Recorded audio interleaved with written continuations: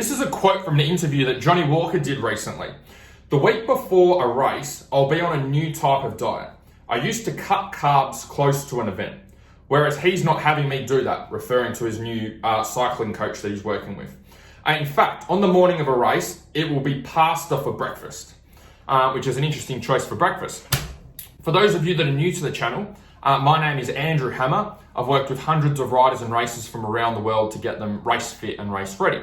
So you're probably thinking, okay, why the hell would a rider or a racer, first of all, go from having no carbs and then go to the complete opposite and have a whole heap of carbohydrates, and more specifically, pasta for breakfast, which probably doesn't sound too enticing for a lot of you. So I'm going to break this down into 3 points to, number one, help explain this, and number two, as usual, give you some actionable steps that you can actually implement rather than just have pasta for breakfast, which is pretty vague. First thing that you want to do is make sure you're getting an adequate amount of protein in. So if you're doing longer enduro rides, let's say around the 3-hour mark, every hour you want to be getting in at least 15 grams of protein. So how do you do this without bringing a barbecue with you and taking a whole heap of meat? The best way to be able to do this is using a protein shake or a protein powder. And the protein that you want to use is a whey protein isolate. And the reason you want to use this protein is it's easily digested by the body, which is what we want because we want your body to start recovering as quickly as possible. The other benefit of using a supplement over real food is your body is under a lot of stress when you're riding. And when it's under stress, your digestive system starts to shut down. So you'll notice this when you go and do a hard training session at the gym, you don't feel like eating straight away. Same thing on the bike.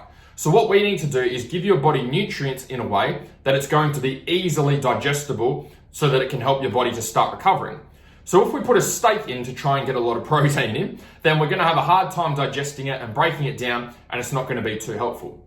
If we use a protein shake, on the other hand, our body doesn't have to do anywhere near as much breaking down and digestion, and your muscles can hurry up and get the nutrients it needs so it can start recovering and you can perform better on the bike. Second thing we need to know before we get to why Jonny is using pasta is simple carbs.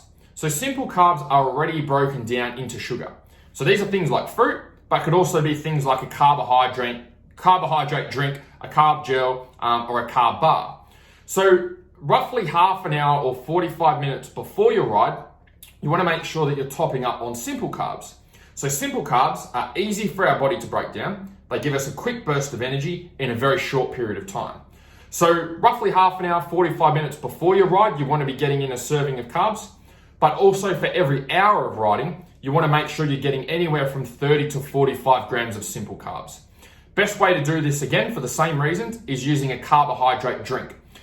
This way, you can either mix it into your Camelback or you can mix it into pre-made drinks. And if you're going back to the car or you've got space with you while you're riding, you're able to make sure that every hour you're getting in the right amount of protein and the right amount of carbs to keep your body fueled and also to help it keep hydrated. Third thing, which comes down to why Jonny is having pasta for breakfast.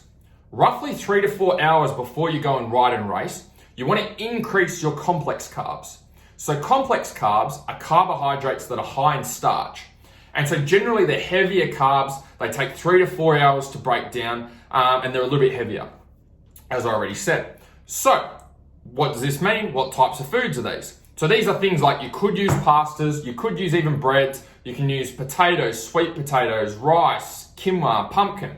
These are some really good complex carbs that you can use to help to fuel your body with glycogen, which is the fuel source, or glucose, which is the fuel source that it's going to be using as you're riding and as you're racing. So our goal with the complex carbs before you go and ride is we want to top up that fuel tank as high as we can get it, so we've got heaps of energy to be able to burn through. One thing to be mindful of though with things like pastas and breads is a lot of us are gluten intolerant and we don't even know it. So gluten intolerance comes on different levels. So on a scale of 1 to 10, there could be people that are a 10 out of 10 where they have it and they get sick and go to the hospital or shit their pants or whatever it is. And then there's a sliding scale all the way back to 1, people that can eat as much gluten as they want and have no problem digesting it at all. And then there's all the people that sit in the middle there. So you'll never truly know if you're gluten intolerant unless you take gluten out of your diet for a period of time, preferably a week, and see how you feel. Once you incorporate those foods back in, like breads and like pastas, you'll know if you have them and you feel like shit, then probably don't include them in your diet and probably don't have them on race day morning.